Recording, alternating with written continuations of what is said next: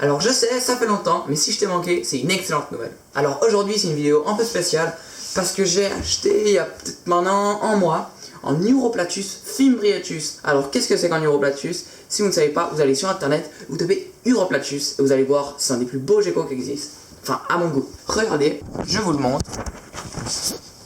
Voilà le terrarium. Je suis d'accord avec vous, il a la gueule. Il fait 50 par 40 par 80, mais il est provisoire. Et puis je vais rajouter une femelle d'ici fin 2017 je pense. Ouais, je vois loin, ouais, voilà. Et puis où il sera dans un bien plus gros terrarium. Puis je vous dirai tout ça dans une prochaine vidéo. Mais sachez que c'est pas pour tout de suite.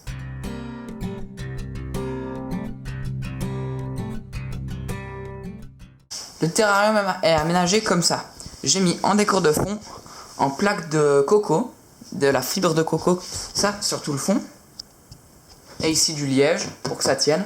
Ensuite sur le décor de fond j'ai mis des écorces du lichen, tout ça, qui n'ont pas été désinfectés mais qui ont été laissés dehors, loin de tout un peu, pour que les bactéries partent.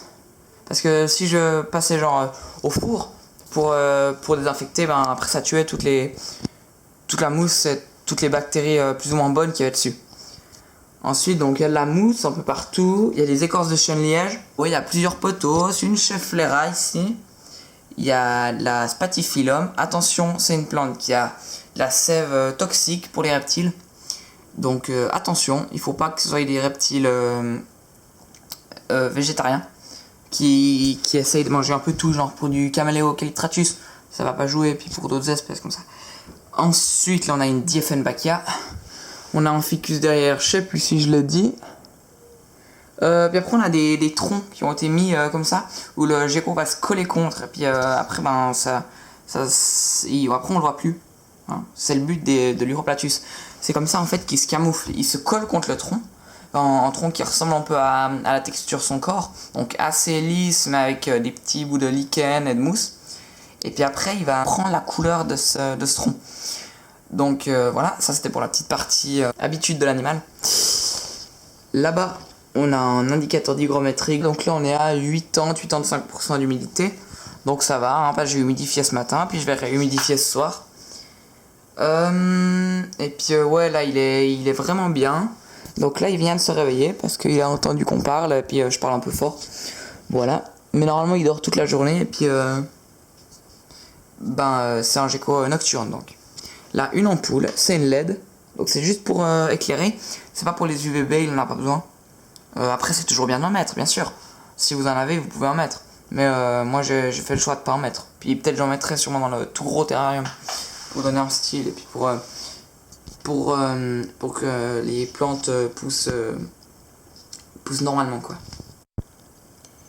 Donc ce gecko, je l'ai acheté en prix vraiment assez impressionnant. Donc je peux vous dire, il coûtait 180 francs. Donc pour l'Uroplatus en mâle qui a 3 ans, NC, donc ça coûte entre 250 et 300 francs.